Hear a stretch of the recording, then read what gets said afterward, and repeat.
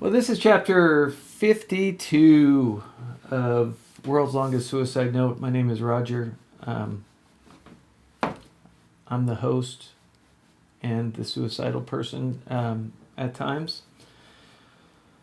But I am not any kind of professional about any of this stuff. So, there you go. What is it that we are going to chat about today? I've been hearing a word pop up a lot in social media circles and in regular media circles.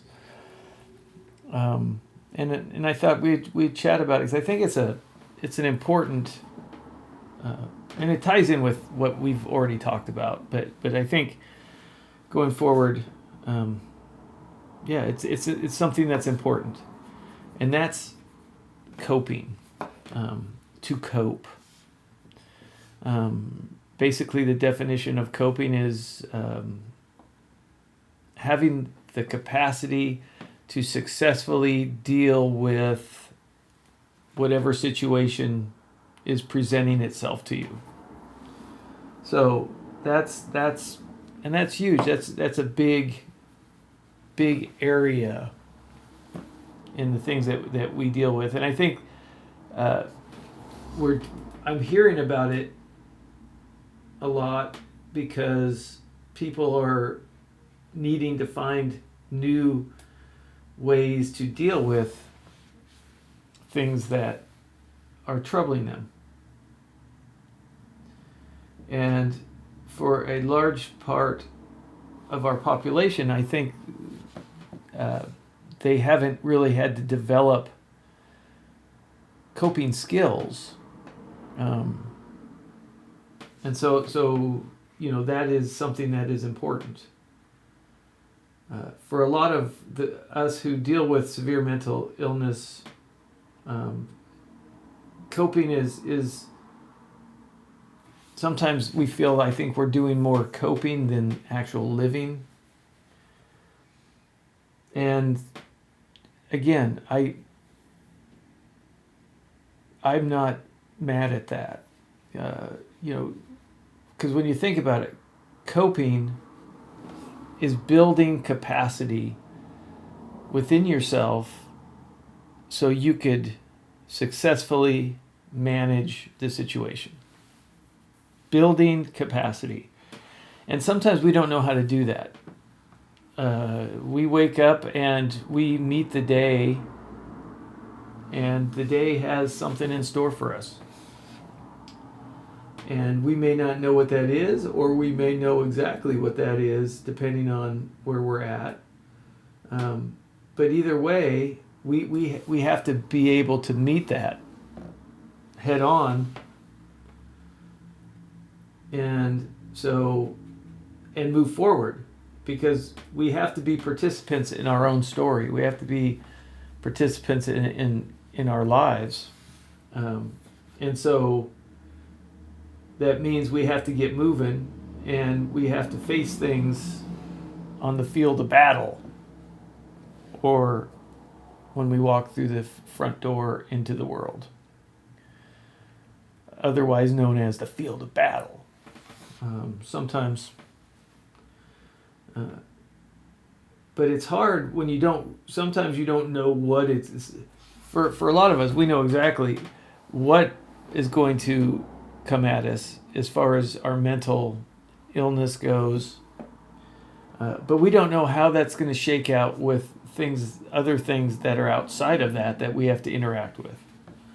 So we may be very much on our self-care game, but still find ourselves in positions or in situations where we are at a loss, and we have to adapt, and we need capacity to be able to do that. And capacity is simply this: when you're out of energy, you're out of energy. When you're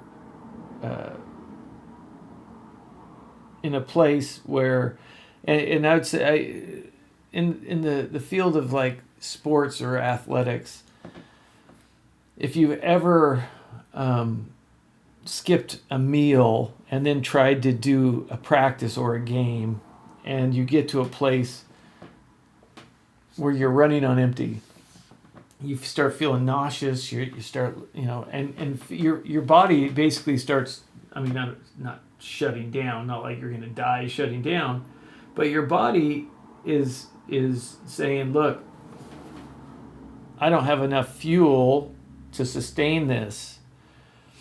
So, at some point, if you don't stop, I will stop you, because we need to preserve what we have, so we don't die. And it's that with our mental side as well. We need to be aware of where we're at, because mentally, when we're bonking mentally, we have lost the capacity, and our mind is telling us, look, we're not in a good place. We need rest. We need whatever it is that we need. We need to build that capacity, because at some point we are going to run out. And that's what I mean by that. We need to have room for things to happen. And then we need to adjust to those things. So if we have capacity and we see, oh, this is a new thing that's going on, how's this going to play out with everything else? If we have the ability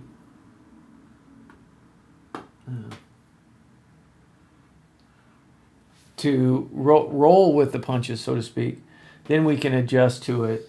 We can cope with the new thing. And honestly, I think we do a lot of coping, but we call it something else. We just call it self-care, meaning that we understand and value the fact that there's a finite amount of energy that we have to give, and we need to protect that and do some good things while we have that energy, as well as the things that we have to do. So we have to take care of ourselves, because that's what builds in that capacity. We really can't cope if we don't have the capacity to cope. We have to be able to be able to adapt to the new situation. And it's like, I guess if I'm putting it into terms, like you're in a bar and and this is one of those like dive bars that you see in the movies, that part of your brain is like, I don't think I should be here because this seems like a dangerous, sketchy place, but you're there. Okay. So you have to cope with it. Now, there's a couple dudes, of course, like there always is, and you just have this feeling that they're not going to leave you alone, and sure enough, they don't. So now you're in a place, and you have these salty dudes who are looking to start a fight. That's not really what you want to do. It's not, and it's kind of, maybe it's new, and so you're adjusting with that. Hopefully, you have capacity to be able to handle that. Now, you also have to understand that there's not just one of them. There's two of them, maybe more in the back. You don't know. So it's not like you could put all your effort into one person and try to deal and manage the one person. You have to. This may take a minute, and you're not like. I was gonna say Jean-Claude Van Damme or Jason Statham, or you don't have the skills, like to take 2 people out in 3 seconds. So the capacity has to be there to be able to handle these people, more than one, because you don't know what's going to come around the corner. And if you don't have that you're gonna be in a bad place. I don't know if that story made sense the way I wanted it. In my mind, I could see myself like, okay, I'm gonna give it all and beat this guy up. But if you do that, now you're all tired, you don't have anything, and here comes his friends. And now you're gonna have to deal with them, but you don't have, you've spent everything. Maybe that's the way I was trying to say it. Yeah. So that's, it's just another way of saying self-care is building capacity and coping. So how do we do that? We build capacity so we can adjust to the new stimulus, and then we figure out what's the best way to handle that stimulus going forward, so we can learn about the next time we are in a situation. And that's the essence of coping. New situation requires new ways to handle that, and we're always going to be facing new situations. So we need to have the ability to adapt to that and build defenses if it's like an energy suck, build defenses against that. Oh, last time I did this, it did this to me. So I need to protect that by doing this, whatever it is. And that's coping. That's the essence of coping. So being adaptive and protecting energy and learning and growing.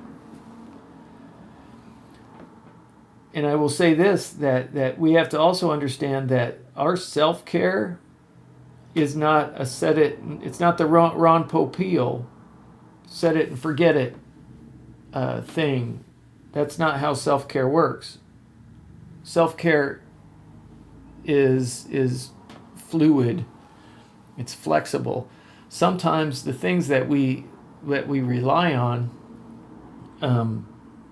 stop working or have limited kind of decrease in their effectiveness. So we constantly have to be adjusting our self-care to match. So it's a great example of coping is just flexible self-care or something like that. I'm close to having a coherent idea that may be okay. But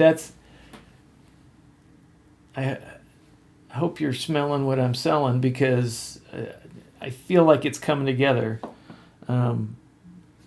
especially for me. So when I'm thinking about coping, now I'm thinking, okay, coping is just adjusting my self-care to meet the world as it's coming at me. All right. I mean, I could live with that. Yeah. Because the one thing that I've learned, especially lately, is that the world's going to come at you, and it's going to come at you from different angles. It's going to have different fronts. And when you think you've got one angle down, it's going to come up with a new angle, and you'll have to adjust to it. So learning to cope and develop the coping mechanisms around the different things that are occurring is a valuable skill and a tool that can serve you well the rest of your life. So yeah, encourage everyone to get out there and cope. It's also a saw. You can also cope. It's called a coping saw, and it's a real thing.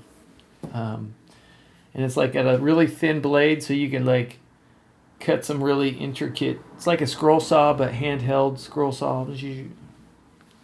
I don't know. It popped into my head. I had this hold a house moment where you take the coping saw and, sorry. My brain was coping with the information, and that's where it went, to the coping saw. The coping saw. Bring me the coping saw. All right. I think that's about it. But I like where we're going with this. I think it's a good thing, and I think that we can have a look at it and say we can use this in our daily routines to adjust to what's happening. Yeah. So I guess what I say is keep coping. Cope often. Cope away. Because every time we do that, we go through that process, we learn a little bit more, we get a little stronger. So, yeah, keep fighting. Keep doing the thing. We'll catch you in the next one. Take care.